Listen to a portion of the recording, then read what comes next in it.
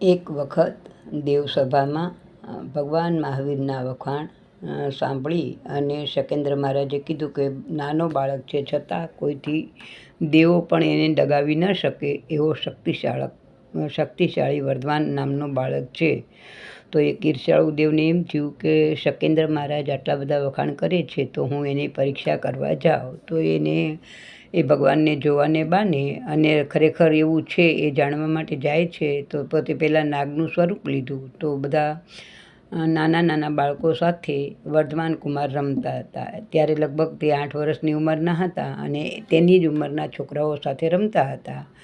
તો નાગને જોઈ અને બધા છોકરા ડરી ગયા સર્પને જોઈને. તો ભગવાને એ સર્પને ઉઠાવીને ફેંકી દીધો.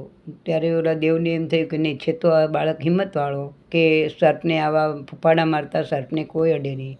વળી થોડી વાર થાય છે તો નાના બાળકનું રૂપ લે છે. રૂપ લઈને આ બધા છોકરાઓ રમતા હતા એના ગ્રુપમાં ઘૂસી જાય છે અને રમે છે. રમતા રમતા એ લોકોએ નક્કી એવું કર્યું કે જે હારશે તેને જીતેલા વ્યક્તિ ઉપરને ખંભા ઉપર બેસાડી અને રાઉન્ડ મરાવવાનો. તો જાણી જોઈને આ ઈર્ષ્યાળુ દેવ હારી જાય છે અને વર્ધમાન કુમારને જીતેલા બતાવે છે અને વર્ધમાન કુમારને કહે છે કે તમે મારા ખંભા ઉપર બેસી જાઓ અને હું તમને રાઉન્ડ મરાવું. તો એ રાઉન્ડ મરાવવાના બહાને એ ભગવાનને રાઉન્ડ મરાવવા માટે ચાલતો જાય છે. એમ એની હાઇટ વધતી જાય છે દેવની. અને ભગવાને જોયું કે આટલો બધો મોટી કાયા એણે કઈ રીતે કરી લીધી.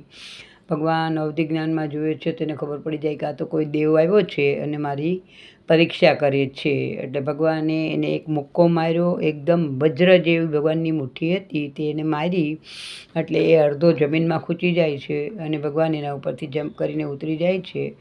ત્યારે દેવને ખબર પડી જાય છે કે નહીં, ખરેખર આ બાળક એટલે ખરેખર વર્ધમાન શક્તિશાળી દેવોથી પણ ડગાવ્યો નથી.